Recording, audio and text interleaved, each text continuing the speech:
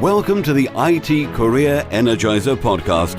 For anyone who wants to build and grow a career in IT, develop and improve your strengths and skills, be inspired and motivated by the successes of others, manage your career progression, and achieve your IT career goals.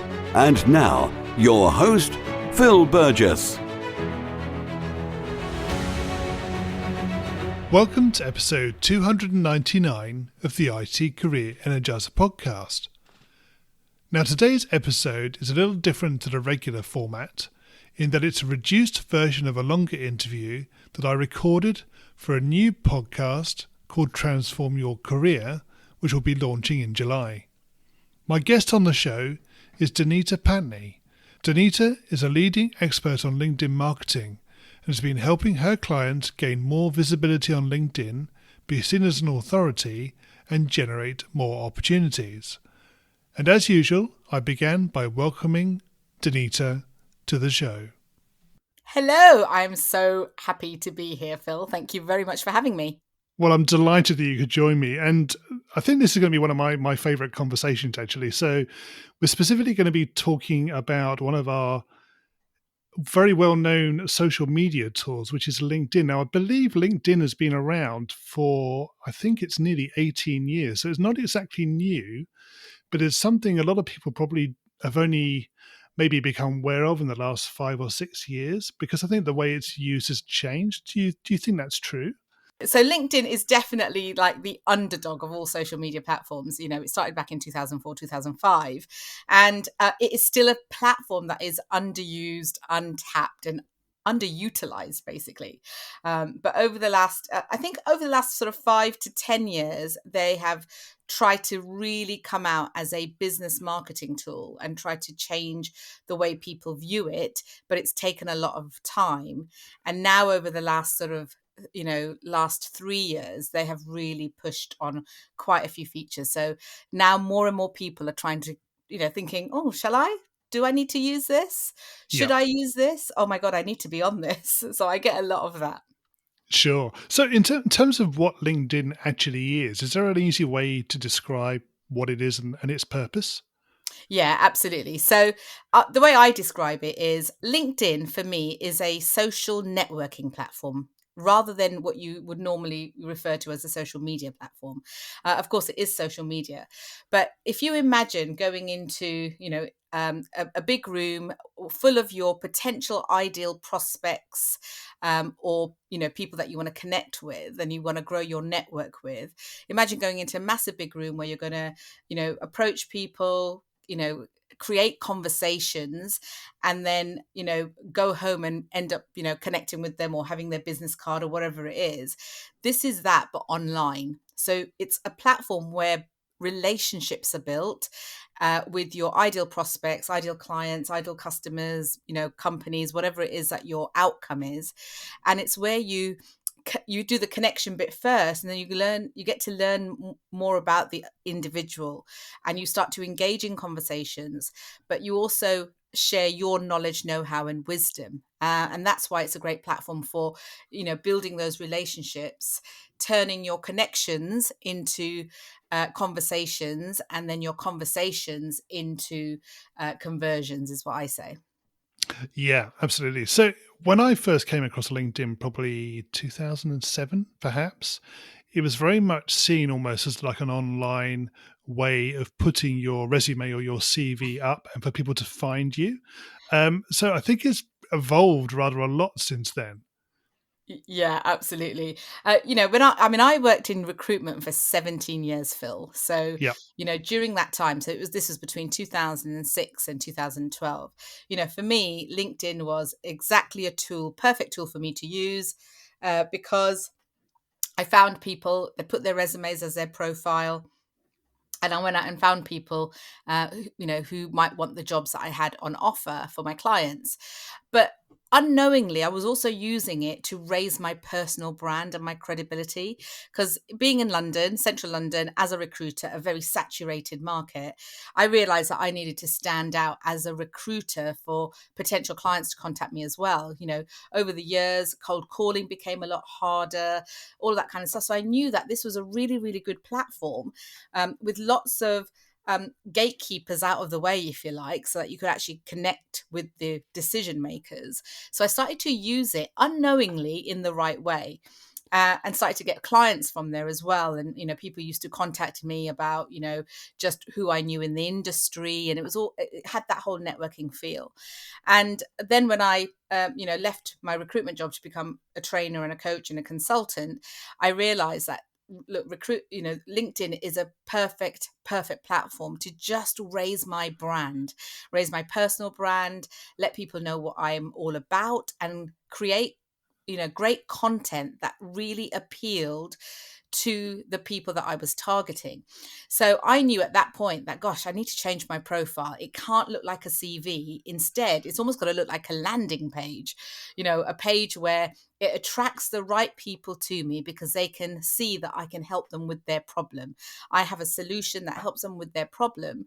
So I need to make sure that my LinkedIn profile is not just a chronological account of my history, my work history. It's got to be relevant. It's got to talk and connect to the people that are passing by my profile. It's got to resonate with them, and it's got to position me, but in a way that position me in a way that shows I'm all about helping my particular prospect. So if you think about it now, the way that your profile should be written is, if you go, if somebody comes to your profile field, it's got to basically say, hey, this person, I want to know more about them. They look like they know what they're talking about. This, I can see the content and the stuff that they've got on their about section or their headline. It actually speaks to me. It tells me what they can do for me, rather than, it's not just a profile that's all about the individual. So yeah, it's changed a lot. Anyone who's got a profile that looks like a resume or looks like a CV, you need to change it. Even if you're looking for a job, this is a key thing. Even if you're looking for a job, don't make your resume so non-marketable and dull and boring that it's just a chronological account. Show people the results that you get. Why should their company actually hire you? What value are you going to bring to the table? And if you're an entrepreneur or a business owner, what value are you going to bring to that particular prospect? Absolutely. Yeah. So if somebody listening into the podcast isn't already on LinkedIn and they're obviously interested in progressing their career, why should they use LinkedIn? Yeah. So from a career point of view, every single one of us, whatever career we are in, whether it's a corporate career, whether you're a bricks and mortar business, whatever your career is, today when you market yourself, like I said, the days of cold calling are gone. It is built on know, like, and trust. And if you think about it, 10, 15 years ago, you had to probably make anywhere between 3 and 8 calls or touch points, that we used to call them in sales, to be able to, get to the point where you either had a coffee meeting with your client or your prospect or the person, who you're looking to attract. So I had a recruitment career. So I knew that I had to send a number of emails. I had to do a number of phone calls to a cold client to get them to even have a coffee with me, or at least have a conversation that could potentially go somewhere. And over the years, customers and consumers have got very, very savvy, in the same way that employers have got savvy as well. So you have to do a little bit more. So the touch points are now anywhere between, I think it's 16 and 25. Before. And what I mean by touch points is every time they see you. So visibility is key. So, if you want to progress your career and you're not on LinkedIn or you're not using it, what you're ultimately doing is you're not visible. You're not being seen by the people that you need to be seen by, whether that's potential clients, whether that's potential, business partners, joint ventures, employers, because you're looking for that next big role, whatever it might be for you specifically. Visibility is key. So if you're not visible and you're not out there doing it, then you're not getting those touch points. You're not getting in front of them enough. And the analogy that I use is, if you think about your brain and you think about, a very popular jingle, or you think, about the tick sign, that wherever you see that little tick sign, that that's Nike. If you suddenly hear a particular jingle, which chocolate brand it is, or which, sweet brand it is, or whatever advert you've seen on TV, you're kind of having to do the same thing. If they see your logo, if they see some piece of content that you might have put out, if they hear something that you might have said, you've got to occupy that space in their mind. Because when you are ready to put yourself out there, that doesn't mean they're ready to take you on you. That doesn't mean that they're ready to take, to get to be in contact with you. That doesn't mean that they're ready to buy from you yet. So if you don't get in front of but you've got to occupy enough space in their mind to be able to, so that when they are ready, they go, oh, do you remember that person we saw on LinkedIn? Do you remember, Phil, who did this podcast? Do you remember, whatever that might be? So it's all about visibility and occupying that space in the marketing, in your ideal prospect's mind. So without it, you're leaving a lot of opportunities and potentially money and growth on the table. So going back to the point where we started, we were talking about the fact that LinkedIn was originally used very much to represent your CV or your resume. Obviously, there's more that you can do. That's still important, that the elements of that are still there so people can see what you've done. Yeah. But obviously, you can use LinkedIn for a lot more now. So what would you advise people to start doing and getting the best out of LinkedIn from a career progression perspective? Yeah, awesome. Great question. So where what I always say to my clients is, where the experience part comes in, that's the bit that should probably look most like a CV. So you've got the work experience section. Now, underneath that, even there, you want to, position your company or the company that you work for and the services that you offer still in a really engaging way. So, the key things that you need to use LinkedIn for, the key features that they're out there that will help you get this visibility that I'm talking about. So there's are as follows, basically. So first of all, like we said earlier, change your profile so that you come across as the expert authority. Even if you're starting out, even if you are, somebody who's, in their first job, or, it's your first business that you're starting, whatever it might be, and you haven't got a lot of testimonials or evidence or, people that you can use as examples. The reason you're starting out as an expert in a particular space is because you've either done something yourself for yourself, you might have done something for friends and decided that this is actually your passion and you want to create a business out of it, or it might be your first job or your second job and you realize that this is actually where you want to take your career. So what you want to do is share your knowledge, know-how, and wisdom. And you can share that through great content features on LinkedIn. So, writing blogs is an awesome, awesome feature on LinkedIn. They've got an amazing, amazing blog platform. So just being able to share your tips, your knowledge, your wisdom with people so that they feel like they're learning something from you, or they're getting to know you. And what that does is that helps you become a bit of a thought leader. When I worked in recruitment and I was an employee in recruitment and I was using LinkedIn, I used to put out articles about the industry. So people felt that I had my finger on the pulse all the time. So then my clients were like, I want to go to somebody who actually knows the industry really well and isn't just sort of flaking. So being considered a thought leader happens from, writing great content. So writing blogs, 45% of senior decision makers actually like reading blogs, which are considered long articles on LinkedIn. The second is stories. Just like Instagram and Facebook have stories, so does LinkedIn. Less than 50% of businesses actually use this feature. So get in there right now. Also, share your personal story. It's not a stuffy platform. That's a myth that is out there, that you only have to be very corporate and serious. But that's not the case. You can actually just share a personal story, a personal struggle, something that you've been through, as long as you relate it to the people that you are trying to attract. So as long as there's a purpose to that story, it works really well. And the more raw the video is, the more, it's not got this whizzy graphics on it, and it doesn't look like a promo video. Actually, more people would watch it. So videos are really good. And then, they have a number of different posts that you can put. So something called carousel posts, which are really informative how-to tips that you can put across with some great imagery, and it gets people engaging with that post, because you have to click on the next one and the next one to see all the different images.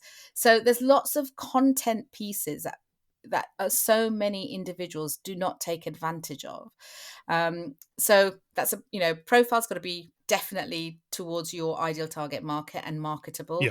Definitely lots of content. Share your knowledge, know-how, and wisdom. And then the third element, really about using that platform to its best, is engage with people. Comment on other people's posts, see what your ideal target market are talking about, get involved, and engage and interact. So those are the things that I would definitely say, even to start off with. So from my perspective, in looking at LinkedIn, my profile, if you like, is just like a page that sits in the background. So the only reason it will be surfaced, if you like, is if somebody actually goes to try to find me or find something that I do. So presumably the benefit of doing things like articles and posts and videos maybe is that starts to appear in people's feeds and makes you more visible to your first, second, and third level connections, I think it must be. And presumably that's the way you begin to generate that network and following within LinkedIn. Yeah, absolutely. That's definitely one way. And also, because because of what the changes that you make on your LinkedIn, and you start using it in the right way, what ultimately happens is it becomes more optimized. So, your profile is more optimized, the content that you're putting out, because you're actually aiming it at the people that you want. You're really thinking about your client avatar. Who is it that you want to see you and to connect with you? So when you start to do things like that, what happens is LinkedIn is actually considered by Google an authority domain. So what that actually means is Google, they mark websites 0 to 100 in terms of authority. And LinkedIn is marked at 100% an authority domain. So when you optimize your LinkedIn and you start getting active on LinkedIn, what happens is, if people are searching for you off of LinkedIn, they're searching for you on Google, then what will happen is it's likely over time, when you start doing these things consistently, your LinkedIn profile will be the first thing that comes up. And so what that means is you're getting, SEO Google reach for free. You're not having to pay for that kind of stuff, because right now LinkedIn is still the best platform for organic reach. So, and even content, there's only something like 1% of all of LinkedIn's users that actually post content. So if you get in there right now, don't delay, start doing these things. There are so many benefits, and you will be found that much easily.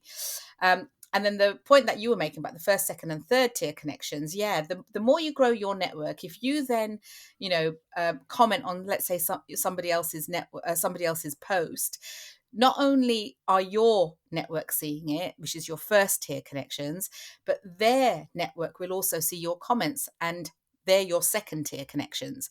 So sometimes it's not only your direct connections that will be your perfect, prospect, but actually it's who they know as well. And that's why it's very much like a ripple effect. So Deenita, we could go on and talk about LinkedIn, I'm sure, for a very long time.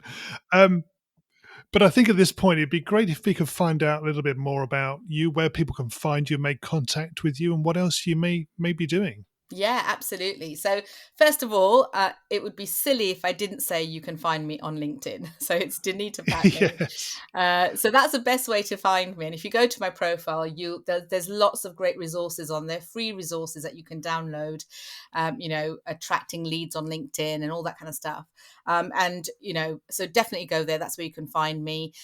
You can also book in a consultation call with me if you go to my LinkedIn About section. So it's really easy because and this is actually, I'll probably close this, this part off with a tip actually, is that don't be afraid to be you, and don't be afraid to, open the doors up to people on LinkedIn, because LinkedIn was very much known as this stuffy platform and you needed people's email addresses to even get in touch with them.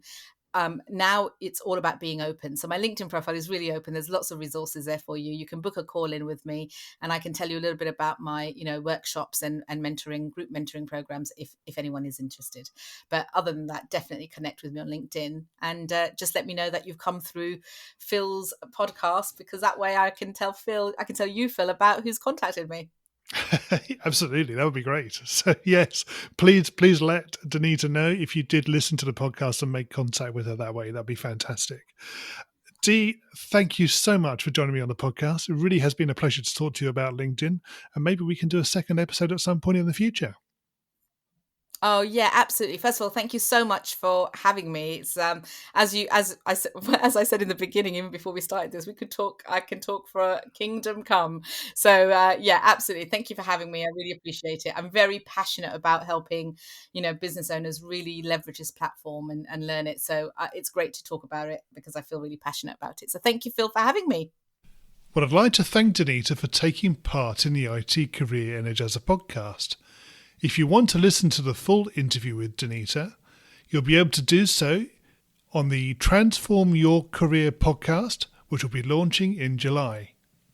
Next week's episode will be the 300th episode of the IT Career Energizer podcast, and I'll be interviewing a former chairman of Microsoft Europe. So until then, have a great week. Thanks for listening to the IT Career Energizer podcast.